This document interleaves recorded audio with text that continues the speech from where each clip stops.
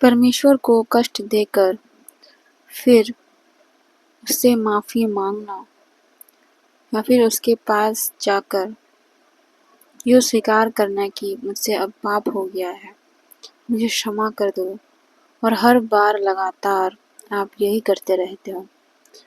क्या आपको नहीं लगता कि आपके ऐसा करने से परमेश्वर को कितनी पीड़ा होती होगी, कितना दुख होता होगा? हर बार आप उसके पास आते हो, रहते हो कुछ समय तक, उसके साथ वक्त बिताते हो और फिर उसको अकेला आप छोड़ देते हो और उससे भी कहीं गुना समय आप पाप में बिताते हो, तो उस वक्त उसको कैसा लगता होगा? ये तो ऐसा है जैसे 2 पल के लिए आप किसी से प्यार करो और फिर छोड़ दो और फिर जाओ, और ऐसा लगातार अगर होता रहे तो उसके दिल पर क्या बीतती होगी? क्या आपको ये महसूस हुआ है? आप समझते हो कि वो कोई इंसान नहीं है, उसका कोई हृदय नहीं है, वो तो परमेश्वर है। कभी ये नहीं सोचा कि आपने उसका भी हृदय है, उसको भी दुखता है, उसने हमसे प्रेम किया है, कोई दिखावा नहीं किया है, और इतना कि ऐसा प्रेम हमसे कोई नहीं कर सकता कि इकलौता पुत्र हमारे लिए बलिदान कर दे, और वो भी इतने कष्ट और पीड़ा से। ऐसा तो कोई भी नहीं करेगा जैसा उसने किया है हमारे लिए।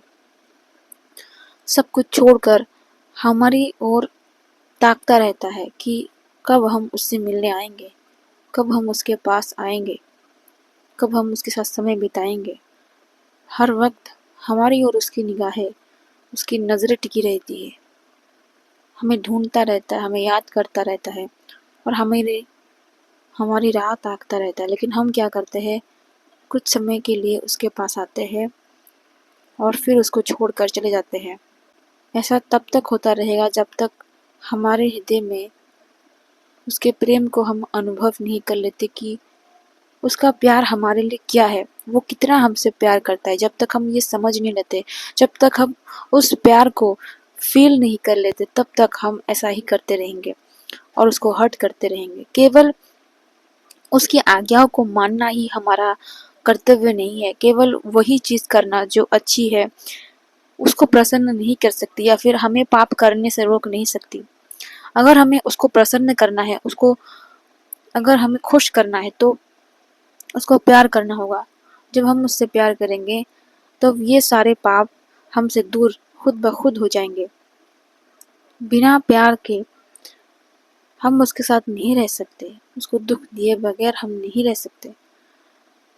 जब हमें यह महसूस होने लगेगा कि वो भी हमसे प्यार करता है और जब हम ऐसा करते हैं तो उसको भी दुख और पीड़ा होती है, तब हम उसको करने से डरेंगे, क्योंकि हमारे हृदय में उसके लिए प्रेम होगा और उसको कष्ट पहुंचाना हमें अच्छा नहीं लगेगा, क्योंकि हम उससे प्यार करते होंगे।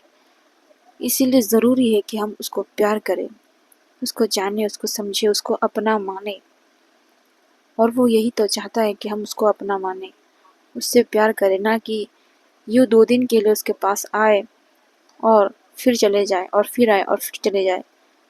वो चाहता है कि हम उसके पास आए और एक बार के लिए आए और फिर कभी ना जाए। इसीलिए तो वो हमारी इतनी गलतियाँ होने पर भी हमें माफ़ करता है, क्योंकि वो हमसे प्यार करता है।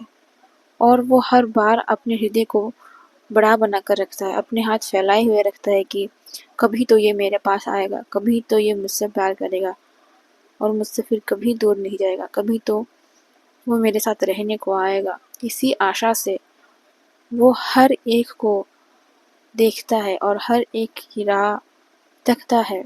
हर बार कोई ना कोई उसके पास आता है, समय बिताता है, पर फिर उसको अकेला छोड़कर चला जाता है।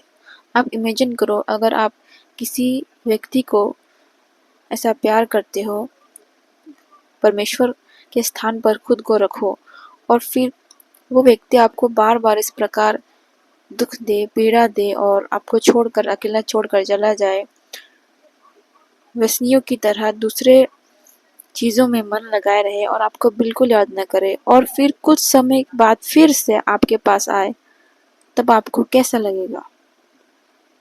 और ऐसा लगातार होता रहे तब आपको कैसा लगेगा? उस सिचुएशन को आप फ़ील करें, तब आप परमेश्वर की उस दुःख और पीड़ा को समझ सकोगे।